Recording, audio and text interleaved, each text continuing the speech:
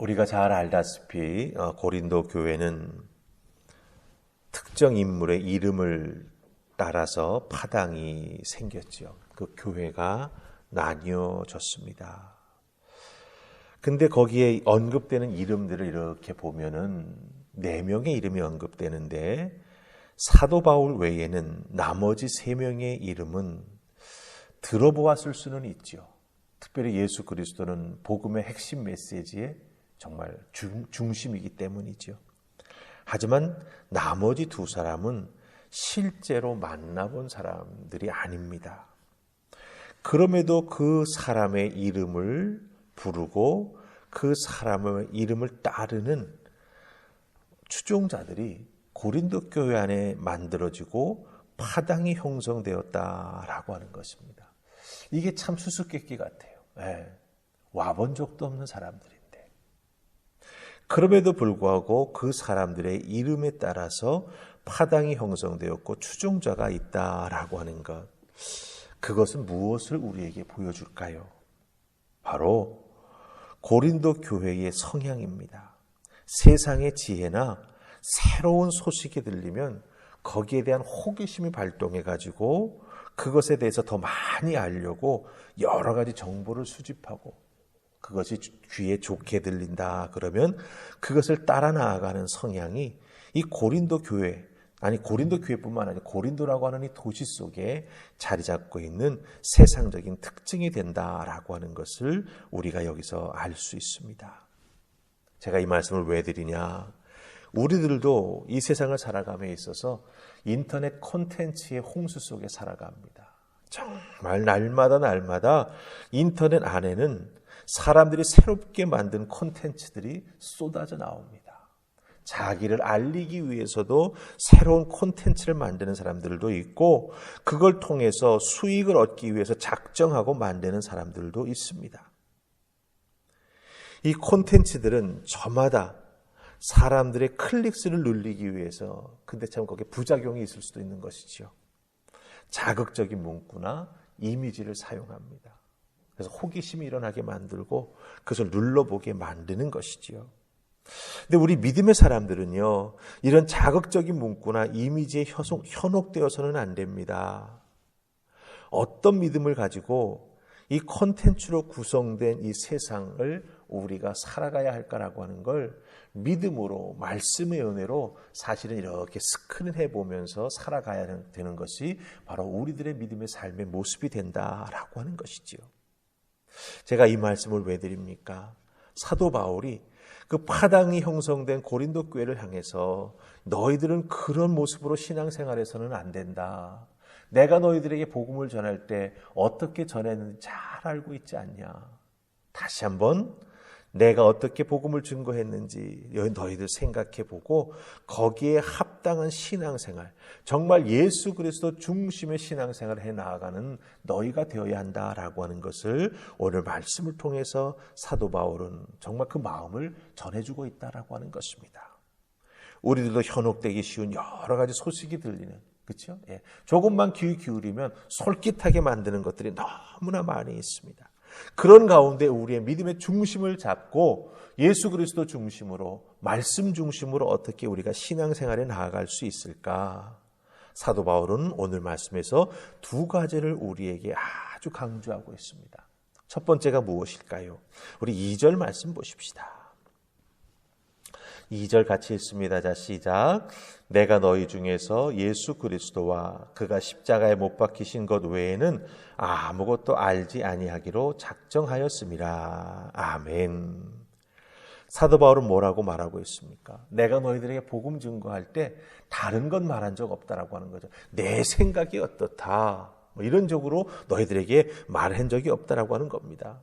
나는 너희가 예수 그리스도와 그가 십자가에 못 박히신 것, 그것만 알 수 있도록 복음의 핵심만을 너희들에게 전하고 증거했다라고 말하고 있습니다.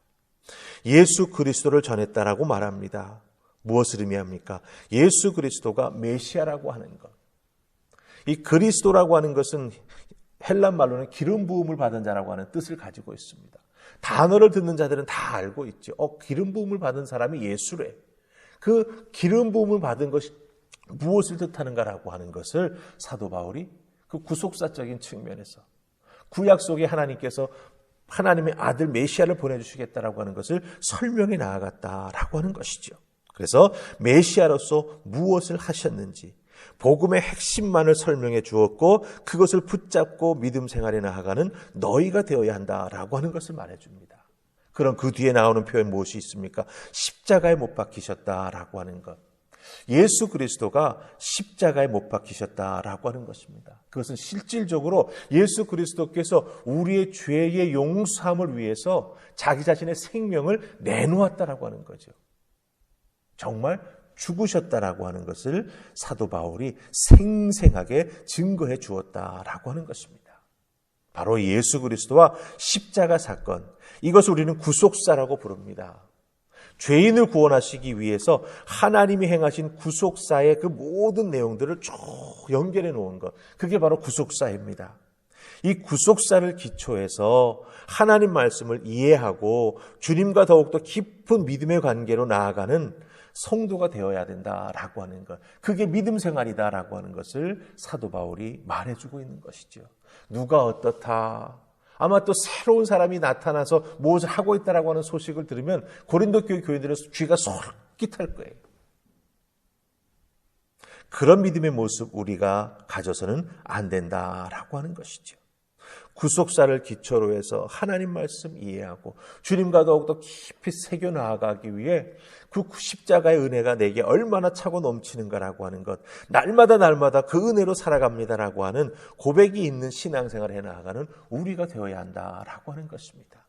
여러분들도 반복되는 하나님 말씀 읽지 않습니까? 사실은 반복되는 메시지를 듣지요. 그 속에서 구속사의 관점으로 내가 그것을 어떻게 이해할 것인지, 내가 그것을 어떻게 받아들일 것인지, 내가 그 속에서 하나님의 사랑을 어떻게 느낄 것인지, 사실은 여러분의 매일의 영성이 그것을 좌우한다라고 하는 것이죠. 그렇기 때문에 새벽을 깨우고 기도해야 되는 것이고, 그렇기 때문에 말씀을 날마다 읽으면서 묵상하는 우리가 되어야 나를 구원하신 예수 그리스도, 나에게 다가오신 하나님의 그 크신 사랑이 얼마나 귀한 것인지 깨달아 알고 그것만 붙잡고 신앙생활에 나아가는 우리가 될 수 있다라고 하는 것입니다.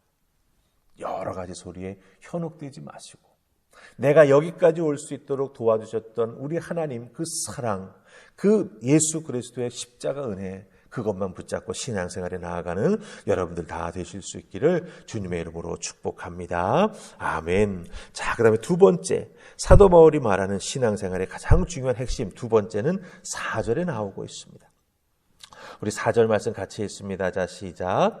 내 말과 내 전도함이 설득력 있는 지혜의 말로 하지 아니하고 다만 성령의 나타나심과 능력으로 하여. 아멘. 성령의 능력으로 했다라고 말하고 있습니다. 자, 성령의 나타나심과 능력, 여기서 사도 바울은 믿음 생활에 나아갈 때 이 성령의 나타나심의 그 능력이 우리에게 꼭 필요하다라고 말하고 있습니다. 그런데 특별히 이 성령의 나타나심과 능력이라고 하는 이 표현 속에서 나타나심이라고 하는 것은요, 증거입니다. 성령께서 내 믿음의 삶 속에 이렇게 역사하셨다라고 하는 증거입니다. 그렇기 때문에 성령과 성령의 능력의 증거다, 이렇게 이해하시는 것이 오히려 편하실 것입니다. 성령님과 함께 신앙생활에 나아가는 나 자신, 그런데 그 성령이 역사해 주시는 증거가 나의 신앙의 삶 속에 항상 있다라고 하는 거죠. 사도 바울이 강조하는 성도의 믿음의 삶에는 바로 성령과 그 성령의 능력이 나타났다라고 하는 증거가 꼭 있는 믿음의 삶을 살아가야 된다라고 말하고 있습니다. 그러면 우리는 여기서 잠깐 멈춤하게 되죠. 왜 그렇습니까? 성령이 나와 함께 하신다라고 하는 증거, 나는 별로 찾을 수 없는 것 같은데, 여러분들, 성령 하나님이 어떤 분이신지 성경에서 우리가 잘 알게 되면은 날마다 성령님이 우리와 함께 해주는 그 증거가 차고 넘치는 것을 알 수가 있습니다. 성령님은 어떤 분이십니까? 요한복음 14장 26절은 우리에게 분명히 말씀하십니다. 보혜사 성령이라고 예수님께서 말씀해 주셨어요. 보혜사 성령은 무엇을 의미합니까? 우리에게 모든 것을 가르쳐 주시고 예수님이 하셨던 말씀을 생각나게 해주시는 분이 바로 보혜사 성령님이십니다. 그렇기 때문에 우리가 언제 읽었는지 잘 기억도 나지 않는 성경 말씀이 갑자기 내 머릿속에 탁 떠오르는 것, 내 마음속에 크게 다가와서 쿵쿵 내 마음을 치는 것, 그것이 무엇의 역사입니까? 바로 우리 성령님의 역사가 되신다라고 하는 거예요. 그래서 사도 바울은 로마서 8장 26절에서 뭐라고 말하는지 아십니까? 성령님은 우리의 연약함을 도우신다, 이렇게 말하고 있습니다.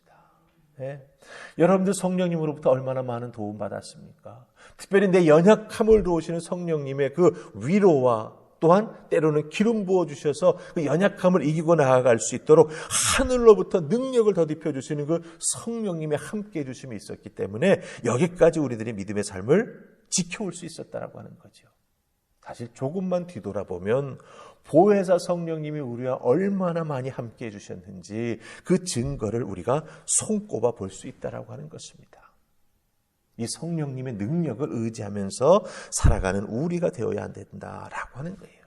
다른 힘이 아니라고 하는 겁니다. 우리가 신앙생활 정말 잘하기 위해서는 우리에게 정말 주님의 마음을 알려주시고 주님의 말씀을 생각나게 해주시며 우리의 연약함을 도우시는 성령님과 동행해 나아가는, 그 성령님을 의지하면서 매일매일 순간순간을 살아가는 우리가 되어야지 이 세상을 이겨나갈 수 있고, 그 콘텐츠라고 하는 것으로 위장되어 있는 세상의 많은 속임수와 우리를 현혹시키는 이 검은 세력의 그 속임수를 우리가 이겨나가고 분별해 나아갈 수 있다라고 하는 것을 오늘 우리에게 알려주고 있다라고 하는 것입니다. 주님만이 우리의 주인 되십니다. 그 주인 되심을 지켜나가기 위해 우리가 꼭 붙잡고 나아가야 될 것이 무엇입니까? 성령님입니다. 그 성령님과 함께 동행하는 우리가 되어야 합니다. 성령님과 동행하기 위해서는 다른 것 아니에요. 성령님의 이름을 열심히 부르면 됩니다. 듣고 찾아오시고 우리 마음속에 내주해 주십니다. 이것을 여러분 의심하지 마세요. 성령님 날 도와주세요. 그러면 보혜사 되시는 성령님이 이미 우리 속에서 역사하시기 시작합니다. 그때마다 새로운 생각을 주시고, 그렇죠? 담대한 마음도 주시고, 화가 막 솟아오를 때 그 화를 절제할 수 있도록 우리의 마음도 다스려 주시는 분이 바로 보혜사 성령이 되신다라고 하는 것, 여러분들 꼭 기억하시면서 여러분의 삶의 자리에서 정말 귀한 믿음 생활 잘해 나아가기 위해 어떻게 됩니까? 두 가지, 예수 그리스도 그리고 그 십자가 사건, 그 구속사를 기초로 해서 그리고 성령님과 함께 동행하는 믿음의 삶 살아가게 될 때 우리들의 신앙의 자세는 결코 흔들리지 않을 것이고, 살아가는 우리들의 삶의 모든 과정 중에 하나님의 은혜와 하나님의 사랑과 우리 하나님의 축복이 넘쳐나게 될 줄로 믿습니다. 오늘 주신 말씀 꼭 기억하시고 세상의 것에 흔들리지 아니하고 주님만 바라보고 살아나가는 여러분들 되시기를 주님의 이름으로 축원합니다. 아멘. 기도하십시다. 좋으신 하나님 감사합니다. 오늘 새벽 주신 말씀 잘 기억하게 하옵소서. 고린도 교회 교인들에게는 참으로 들리는 소식도 많았습니다. 도시가 크고 번성했기에 정말 주변에서부터 많은 소식들이 들렸고, 또한 그 도시에 붙어 기생하려고 하는 죄악과 어둠의 세력들이 있었음을 알 수가 있습니다. 그랬기에 그들의 귀에 새롭게 들리는 것에 자꾸 현혹받았고 교회가 파당이 생긴 것을 보게 됩니다.